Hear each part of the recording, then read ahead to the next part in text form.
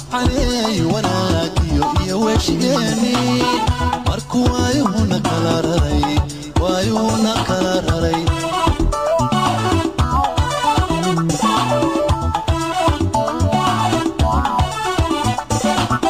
وحني وناكيو يا وشجاني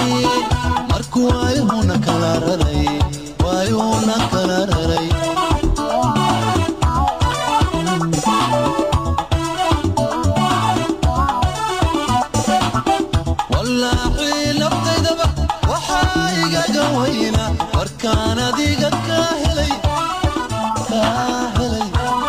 codkaas halaasiga loo dhagiina soo gaaray dhageystayaal waa fannaankii codka halaasiga lahaa waa cabdirasaaq saleebaankaas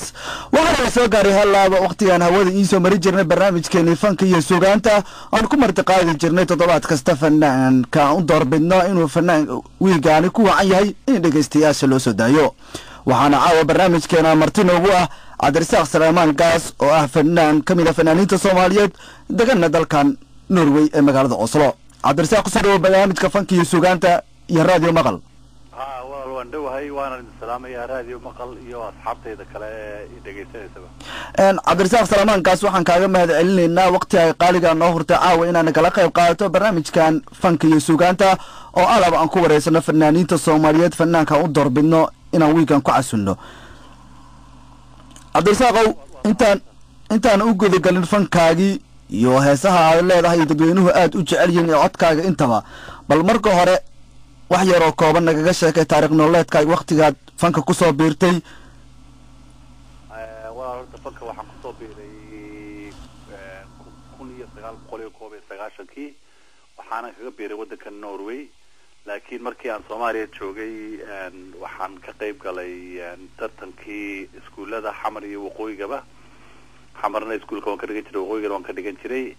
waxaan kaloo ahaa ciyaartooyga gobolka Togdheer baan ahaa waan gartaa marka fankayga laakiin markii stage-kii ugu horeeyay aan soo fuulo marka laga reebo tartankii iskuulada aan xamar ka qayb galay